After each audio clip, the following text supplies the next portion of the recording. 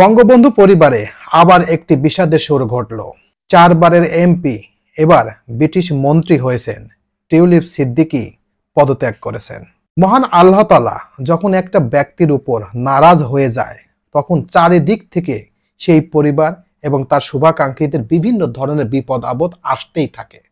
তো সেই রকমই ঘটনা ঘটছে হাসিনা এবং হাসিনার পরিবারে যারা আছে সবার কাছে। দেখেন, টিউলিপ সিদ্দিকী 4 বার এমপি হয়েছেন, এবার মন্ত্রী হয়েছেন, তাকেও পদত্যাগ করতে হলো। তিনিও নাকি বাংলাদেশের বিভিন্ন দুর্নীতি, বিভিন্ন অন্যায়ের সাথে জড়িত। আসলে একটা মানুষ এত অন্যায় কিভাবে করে ভাই? সেই 16 বছর ক্ষমতায় থেকে বাংলাদেশের মানুষকে একেবারে নির্বিশ্বাস করে ফেলেছে। একটা শব্দ ইউজ করেছে, উন্নয়ন। এই উন্নয়ন নামক শব্দটা ইউজ করে বাংলাদেশকে একেবারে তলাবিহীন করে ফেলেছে। সেই ব্যক্তির ধ্বংসের পর তার পরিবার, আত্মীয় স্বজন যে যেখানেই থাকুক না কেন, প্রত্যেকটা মানুষের শুধু বিষাদ, শুধু বিষাদ, শুধু বিষাদের সুর বাজছে। আসসালামু আলাইকুম। ব্রিটিশ এমপি টিউলিপ সিদ্দিকী কিছুক্ষণ আগে পদত্যাগ করলেন। এই টিউলিপ সিদ্দিকী লন্ডনের বুকে 4 বার এমপি হওয়ার পর এবার মন্ত্রিত্ব পেয়েছিলেন। সেই ব্যক্তিকেও পদত্যাগ করতে হলো। তিনি নাকি বাংলাদেশের রূপপুর প্ল্যান্ট থেকে 54,000 কোটি টাকা সরিয়ে নিয়েছেন এবং সেই টাকা তিনি নিয়েছেন, তার মা রেহেনা নিয়েছেন, তার খালা শেখ হাসিনাও নিয়েছেন। তাহলে বোঝেন একটা পরিবারে কত টাকা লাগে ভাই? একটা মানুষ চলতে কয় টাকা লাগে? এত অন্যায় করেছেন, বাংলাদেশকে একেবারে তলাবিহীন করে ফেলেছে ভাই। একটা দেশকে ধ্বংস করার জন্য যা যা করার দরকার সবকিছু এই হাসিনা সরকার করেছেন। দেখেন, পাপ বাপকেও ছাড়ে না ভাই। হাসিনা তো পতন ঘটেইছে, হাসিনার পরিবার যে যেখানেই আছে সবারই শুধু বিষাদের সুর বাজছে। কেউ ভালো নেই। প্রত্যেকটা মানুষ এখন 1000 বার ভাবছে যে কি অন্যায় করেছি, কি ভুল করেছি হাসিনার কথা শুনে। হাসিনার কথা যদি না শুনতাম তাহলে আজকে আমার এই পরিণতি হতো না। সেটা হাসিনার পরিবারের লোকজনও বলছে, হাসিনাকে যারা সমর্থন দিয়েছে তারাও বলছে। কারণ পাপের, অন্যায়ের একটা লিমিট থাকে ভাই। আল্লাহ তাআলা একটা কথা বলেছেন, কথাটা হচ্ছে একটা ব্যক্তি কিংবা একটা জাতি যখন বেশি পরিমাণ অন্যায় করে তখন আল্লাহ তাআলা তার রশি ছেড়ে দেয়। আল্লাহ তাআলা বলেন দেখেও কত দূর যেতে পারে। যখন ওই রশি শেষ হয়ে যায় তখন আল্লাহ তাআলা আবার রশি ধরে টান দেন। টান দেওয়ার সময় তার পতনের বিভিন্ন সূত্রপাত সৃষ্টি হয়। তো হাসিনা 5ই আগস্ট পতনের পর তার পরিবার, আত্মীয় স্বজন, শুভাকাঙ্ক্ষী, এমনকি দলের নেতা কর্মীরা সবাই টেনশনের মধ্যে রয়েছে। সবাই শুধু পতনের সুর, বিভিন্ন বিষাদের সুর শুনছেন। সবাই বিভিন্ন ধরনের নেগেটিভ কথা বলছেন সোশ্যাল মিডিয়ায়। ভাই, সোশ্যাল মিডিয়া আর বাস্তব 1000 গুণ পার্থক্য। তুমি এতই যদি পাওয়ারফুল লিডার হবা তো তুমি পালিয়েছো কেন? তোমার নেতার মাথার উপর দাঁড়িয়ে যখন সাধারণ মানুষ প্রসাব করে দিয়েছে, তোমার নেতাকে ভেঙে বুলডোজার দিয়ে একেবারে ধ্বংস করে দিয়েছে, তখন তুমি কোথায় গিয়েছিলে? এখন তুমি জয় বাংলা বলছো, এখন তুমি হাসিনার পক্ষে কথা বলছো, হাসিনার গুণগান গাচ্ছো। তো এতদিন কোথায় ছিলে? তুমি যদি একনিষ্ঠ কর্মী হবা, তোমার নেতাকে যখন অপমানিত করছে, তোমার শেষ বিন্দু রক্ত দিয়ে হলো তুমি প্রতিবাদ করা উচিত ছিল। অন্যায় তো তুমি করো নাই, অন্যায় করেছে তোমার নেতারা।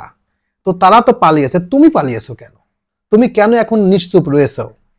শুনেছি নাকি বাংলাদেশে প্রায় 30% ভোট আছে আওয়ামী লীগ সরকারের। সেই 30% লোক কোথায়?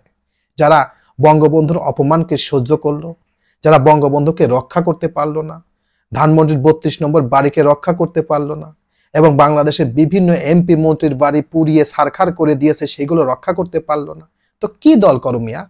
হাসিনা যখন পালিয়েছে তখন বাংলাদেশের মানুষ মিষ্টি মুখ করেছে, আর খালেদা জিয়া যখন গেছে বাংলাদেশের মানুষ তার জন্য দোয়া করেছে। এটাই পার্থক্য।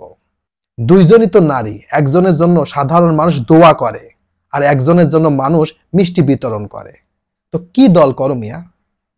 আজকে টিউলিপ সিদ্দিকী এত বড় একটা পদবী, এত বড় একটা পাওয়ারফুল লিডার, সেও অন্যায় করেছেন। রূপপুর প্ল্যান্ট থেকে প্রায় 54,000 কোটি টাকা তিনি সরিয়ে নিয়েছেন এবং সেই টাকা তিনি নিয়েছেন, তার খালা নিয়েছেন এবং তার মা নিয়েছেন, এমনকি সজীব ওয়াদের জয়ও নাকি নিয়েছেন। সেটার তথ্য পাওয়া যায় নাই, তবে বিভিন্ন সূত্রের মাধ্যমে জানা গেছে যে এই টাকাগুলো সম্পূর্ণ বঙ্গবন্ধু পরিবারের মধ্যেই ছিল, এটা আউটসাইডে যায় নাই। তো ভাই, এত অন্যায় করতে হয়? বাংলাদেশের মানুষ একেবারে নির্বিশ্বাস হয়ে পড়েছিল ভাই। বাংলাদেশের মানুষ ভয়ে কথা বলতে পারতো না। একটা কথা বলতে গেলেও চারিদিকে তাকাতো কোথায় কোনো লোক বসে আছে কিনা, কোথায় ডিবির লোক বসে আছে কিনা। চারিদিকে তাকানোর পর সে একটা কথা বলতো, তারপরও বলতো ভাই বেশি কথা বলা যাবে না, কোত্থেকে পুলিশ এসে ধরে নিয়ে যাবে। তাই ভাই যা বলার একটা কথাই বলা ভালো, বেশি কথা বললেই বিপদ। কারণ এখন কল রেকর্ড থেকে শুরু করে সবকিছুই পর্যবেক্ষণ চলছে, তাই ভাই বেশি কথা বলা যাবে না। এরকম ভয়ের মধ্যে ছিল। এমনকি আমি 2009 সালে ভোটার হয়েছি ভাই, 2024 সাল পর্যন্ত আমার 3বার ভোট দেওয়ার কথা, আমি একবার ভোট দিতে পারি নাই। আমার ভোট কে দিয়েছে? আমার কি পছন্দের ব্যক্তিত্ব নাই? আমার কি পছন্দের প্রার্থী নাই? প্রত্যেকটা মানুষকে বিভিন্ন ধরনের হয়রানি করেছে, প্রত্যেকটা মানুষ খুব বিপদের মধ্যে ছিল। আর আজকে তুমি সোশ্যাল মিডিয়ায় বিভিন্ন কথা বলছো, জয় বাংলা জয় বঙ্গবন্ধু বলছো। মিয়া, তোমার বঙ্গবন্ধুকে মাথার উপর যখন প্রসাব করে দেয়, তোমার বঙ্গবন্ধুকে ভেঙে দেয়, তোমার বঙ্গবন্ধু যত মোরাল ছিল সব ধ্বংস করে দেয়, তখন তুমি প্রতিবাদ করতে পারো নাই, তখন তুমি অ্যাকশনে যেতে পারো নাই, তখন তুমি কোথায় ছিলা মিয়া? আরে সোশ্যাল মিডিয়ায় বললেই মানুষ বিশ্বাস করে। তোমার কথার যে 1% দাম নাই, তোমার এক কথার যে 1% মূল্য নাই, সেটাই হচ্ছে সোশ্যাল মিডিয়া। বাস্তবে আসো, বাস্তবে তোমার পক্ষে কয়জন লোক আছে সেটা দেখাও, তাহলে বুঝবে যে তুমি আসলে একজন পাওয়ারফুল লিডার, পাওয়ারফুল নেতা। তুমি যে এলাকায় লোক হও সেই এলাকায় এসে 10 জন লোক একসাথে করো, যে দেখি আমার সমর্থন কয়জন আছে, তাহলে বুঝবো যে তুমি আসলে একজন নেতা। তোমার কথায় আওয়ামী লীগ সরকার এখনো 10 জন লোক 20 জন লোক এক হতে পারে। তো পরিশেষে একটি কথাই বলবো ভাই, ভাবিয়া করিও কাজ, না ভাবিয়া করিও না কাজ।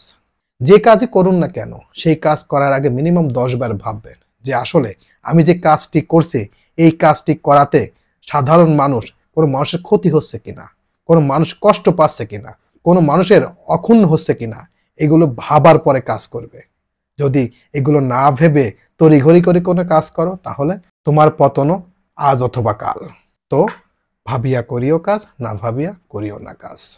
আর সেটার মাধ্যমে আমরা বুঝতে পারি যে টিউলিপ সিদ্দিকী এত বড় পদ পদবি পেয়েছে, সেই পদ পাওয়ার পরেও তার মন্ত্রিত্ব টিকে রাখতে পারলো না, তার এমপিত্ব টিকে রাখতে পারলো না, সবকিছু ধ্বংস হয়ে গেছে শুধুমাত্র লোভের কারণে। তাই লোভ করেছে বিদায় আজকে তার এই পরিণতি। তো আমার এই কথাগুলো শোনার জন্য আপনাদেরকে অনেক অনেক ধন্যবাদ। আসসালামু আলাইকুম।